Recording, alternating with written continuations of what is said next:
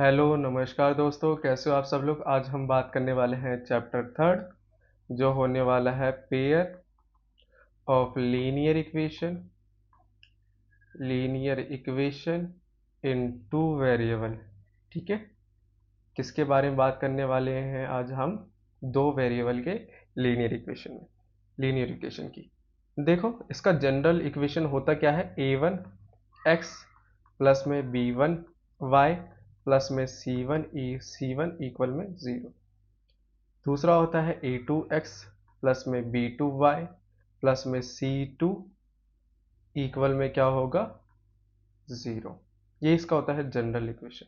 ठीक है, देखो दो पेयर है, पेयर ऑफ इक्वेशन है। एक ये रहा, पेयर इसलिए बोला है, पेयर में हमेशा जोड़े आते हैं, तो दो दो हो गए, एक और दो। ठीक है, लीनियर लीनियर जिसकी पावर क्या हो? वन।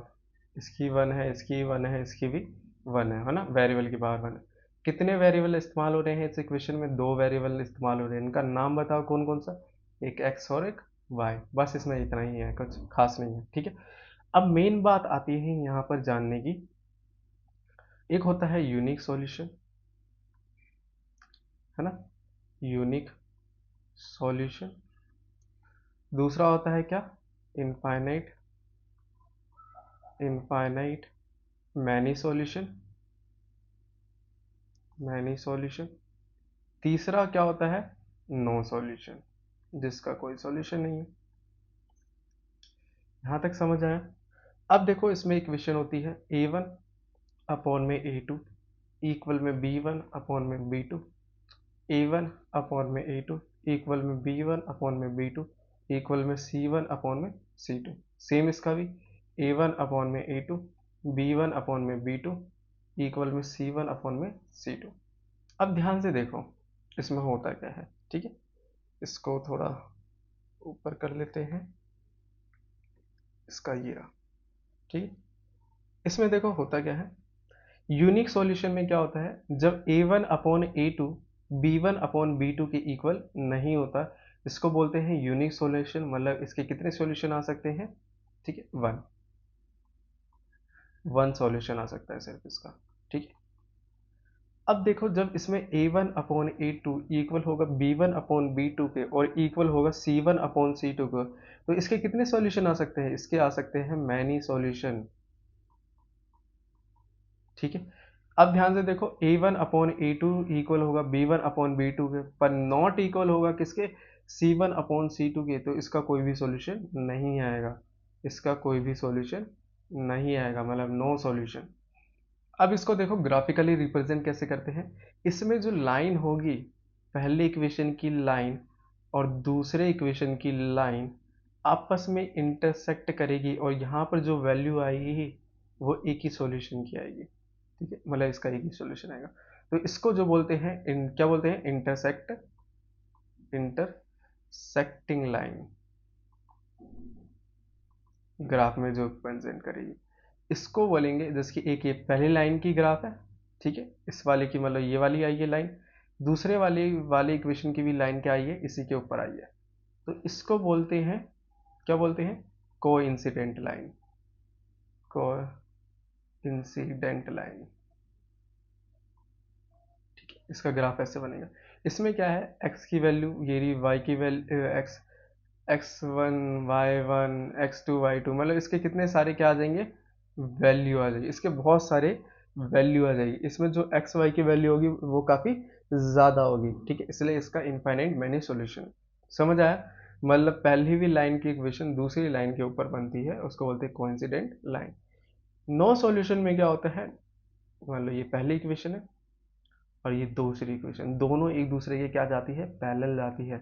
जब ये दोनों लाइन टकराती नहीं है, ना ही मैच होती है एक दूसरे लाइन से, तो इसका भी सॉल्यूशन नहीं आता है। इसलिए इसको क्या बोलते हैं? Parallel parallel lines. ठीक है, इसका ग्राफ जो बनेगा पैरेलल बनेगा। और देखो ध्यान से, इसको एक और चीज बोलते हैं, क्या बोलेंगे इसको? कंसिस्टेंट। इसको भी बोलेंगे, इसकी भी वैल्यू आ रही है तो इसको भी बोलेंगे क्या? कंसिस्टेंट।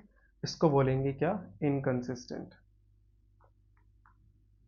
बस इसमें इतना ही था जानने के लिए। बाकी अब हम आगे करते हैं, ठीक है, और फिर समझेंगे उसमें होता क्या है। और इसमें एक और चीज़ बता दूं क्या होता है। तो हम यहाँ पर जाते हैं सपोर्ट मटेरियल का। देखो इसमें क्या कर रहे हैं। अब इसको सॉल्व करने के इन दो इक्वेशन को, मतलब मान लो कोई भी दो इक्वेशन होगी, इसको ले लेता हूँ मैं। एक ले लेता हूँ क्या, 3x 2x प्लस में 3y प्लस में क्या 6 इक्वल में 0। दूसरा ले लेता हूँ क्या, 3x प्लस में 3y प्लस में 2 5 इक्वल में 0। यहाँ तक ठीक है। दो इक्वेशन ले ली कोई सी भी। अब इन दो इक्वेशन को सॉल्व करना है, ठीक है। तो सॉल्व करने के इसके दो मेथड होते हैं। कौन सा मेथड, एक एलिमिनेशन मेथड होता है। पहले एलिमिनेशन मेथड, मैं एलिमिनेशन मेथड बताता हूँ होता यह है, ठीक है। देखो इक्वेशन 1 और इक्वेशन 2, ठीक है, दोनों में से किसी भी वेरिएबल की जो वैल्यू है उसको सेम कर दो। मान लो इसको ले लेता हूँ मैं, इसको ले लेते हैं क्या, इसको 9 ले लेते हैं, ठीक है।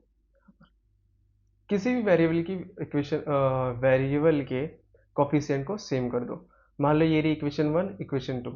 आप चाहे x की वेरिएबल को सेम कर दो, कोफिशिएंट को सेम कर दो, चाहे y की कोफिशिएंट को सेम कर दो। मान लो मैं x के कोफिशिएंट को सेम करता हूँ, ठीक है। तो x के कोफिशिएंट को सेम करने के लिए पहले वाले का क्या है 2, दूसरे वाले का क्या है 3। इनका एलसीएम निकाल लेता हूँ। तो एलसीएम निकालूंगा तो 1 3, फिर 3 से जाएगा 1, फिर 1। जो इसका एलसीएम आया वो क्या आया 2 और 3, टोटल क्या आया 6। तो इसको भी 6 बनाने के लिए किससे मल्टीप्लाई करना पड़ेगा, इसको 6 बनाने के लिए 3 से मल्टीप्लाई करना पड़ेगा। और इसको 6 बनाने के लिए किससे मल्टीप्लाई करना पड़ेगा 2 से। तो इस पूरे इक्वेशन को किससे मल्टीप्लाई करते हैं 3 से, 3 दूनी 6, प्लस में इसको 2 बनाने के लिए किससे मल्टीप्लाई करते हैं, इसको पहले 3 से पूरे से मल्टीप्लाई कर देते हैं, 3 3 9y प्लस में 3 6 18 इक्वल में 0। इसको पूरे 2 से मल्टीप्लाई कर देते हैं, 3 दूनी 6, 2 2 निम 18 y प्लस में 5 5 दूनी कितना होगा 10 इक्वल में 0। सेम बना दिया। अब देखो इसको क्या कर देंगे, सब्ट्रैक्ट कर देंगे। सब्ट्रैक्ट कर दो या एडिशन कर दो। ये प्लस का है माइनस, माइनस देखो 6 से 6 गया 18। अब इसके पास जो माइनस का है, ठीक है, जो ये माइनस का निशान है, ध्यान से देखना, जो ये माइनस का निशान है, ये जो प्लस का निशान है ये नहीं है। अब इसके पास कौन सा निशान है माइनस का, ठीक है। इसके पास जो प्लस का निशान है ये नहीं है, इसके पास अब कौन सा आ गया माइनस का। तो माइनस प्लस क्या होता है माइनस होता है। 18 में से 9 गया तो 9 बचेगा। निशान कौन सा आएगा माइनस का, क्योंकि 18 बड़ा है, ठीक है। प्लस माइनस क्या होता है, सॉरी माइनस प्लस क्या होता है माइनस होता है, ठीक है। तो 10 18 में से 10 गया तो 8 बचेगा। अब दोनों में से बड़ा कौन सा है 18, 18 क्या है कौन सा निशान है प्लस का, तो यहाँ पर प्लस का आएगा इक्वल में 0 का 0, माइनस का 9y। अब ये प्लस का उधर जा क्या हो जाएगा माइनस का, प्लस है तो क्या हो जाएगा माइनस का 8। अब ये 9 मल्टीप्लाई में है, इधर आके क्या हो जाएगा डिवाइड में, माइनस माइनस से माइनस गया तो जो y की वैल्यू क्या आ जाएगी 8/9। यहाँ पर जो y की वैल्यू आ गई वो किसी भी इक्वेशन में पुट कर दो, 1 में या 2 में, यहाँ से हमारी क्या है x की वैल्यू भी आ जाएगी। ये तो होता है हमारा एलिमिनेशन मेथड। अब इसका समझते हैं हम सब्स्टिट्यूशन मेथड होता क्या है। सिंपल है सब्स्टिट्यूशन मेथड, ये रहा हमारा सब्स्टिट्यूशन मेथड। इसमें देखो करना क्या है, नॉर्मली इसका ब्लू कलर लेते हैं। देखो सेम यही इक्वेशन ले लेता हूँ, 3y प्लस में 6 इक्वल में 0, 3x प्लस में 9y प्लस में 5 इक्वल में 0। तो करना क्या है, इस यहाँ से x की वैल्यू निकाल लो, इक्वेशन 1 से x की वैल्यू निकालो 2x। अब ये प्लस का इधर जाके 6 माइनस का हो जाएगा, ये भी प्लस का इधर जाके क्या हो जाएगा माइनस का 3y। ये दो मल्टीप्लाई में इधर आके क्या हो जाएगा माइनस का 6 माइनस का 3y, मल्टीप्लाई में इधर आके माइनस का 2 क्या हो जाएगा डिवाइड में, सॉरी प्लस का। तो यहाँ से जो हमारी x की वैल्यू आई क्या आई माइनस का 6 माइनस का 3y अपॉन में 2, वो इस वाली इक्वेशन में पुट कर देंगे। तो ऐसे जैसे मैं लिख रहा हूँ वैसे ही क्या करेंगे पुट कर देंगे। अब जब पुट कर देंगे इसमें सिर्फ एक ही वेरिएबल रहेगा जो होगा y।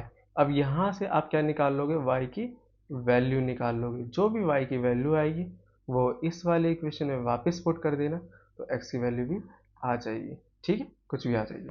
तो यहाँ से हमें दो मेथड समझ आए, एक एलिमिनेशन, एक सब्स्टिट्यूशन मेथड। ठीक है, कैसे सॉल्व करते हैं।